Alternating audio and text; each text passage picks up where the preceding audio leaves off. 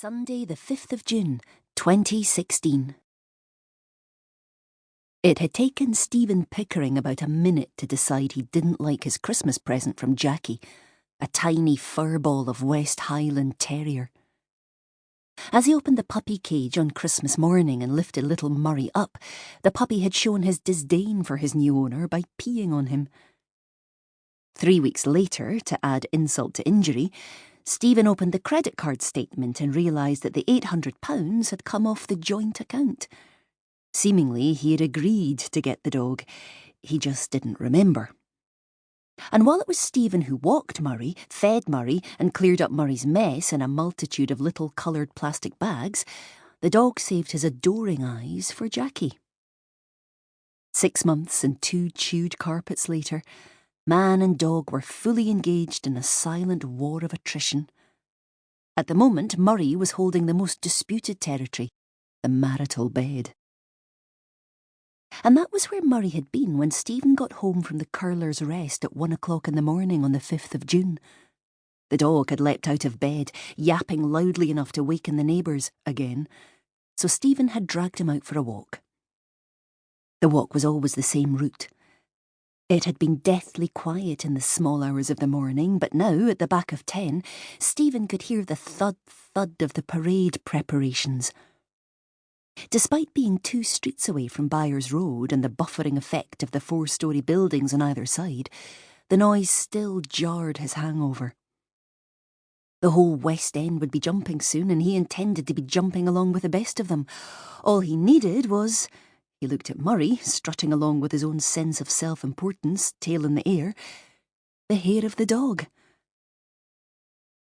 Stephen had been planning to take Jackie to watch the parade, then a nice boozy lunch out in the sunshine somewhere, maybe take in some open-air jazz, watch the world go by, a snooze in the park and a vindaloo from the wee curry shop to round off the evening. Jackie had put the mockers on that the minute Murray pulled his sad face. "Oh, what about wee Murray? We can't leave him in the house all day." Stephen's solution, that they could lock him in the shed, had not been well received. So man and man's best friend walked along in silence, tenements high to the left and right, the sun painting patchwork patterns on the concrete of the lane. Murray pulled on his lead, swaying from side to side as if his nose was scanning for underground treasure.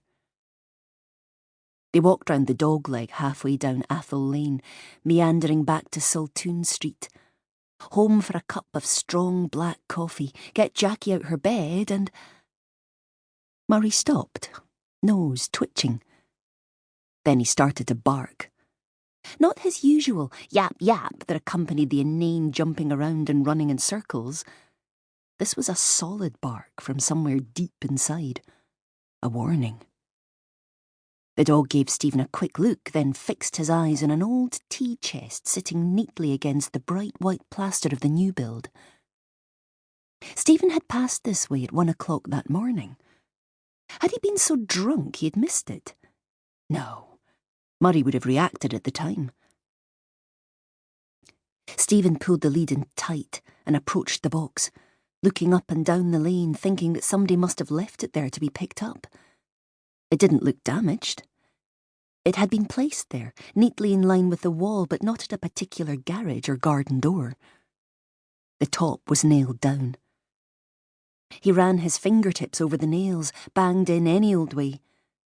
Murray kept back, lead at full stretch. His lips pulled over his sharp little teeth in a pyramid of erect hair erupting over his shoulders. Stephen felt a little apprehensive. It was quiet down here in the lane, in the shadows among the trees, and cold despite the early morning sun. He placed a hand on the rough corner of the chest and nudged it, too heavy to budge. He slid 4 fingers under the first panel and snapped it open. Crouching down, he could see red, padded lining. Then the smell hit him, like his own bathroom after a heavy night. Stephen knelt beside it, his nose in the crook of his elbow, and peered into the dark interior, catching sight of a single curl of blonde hair.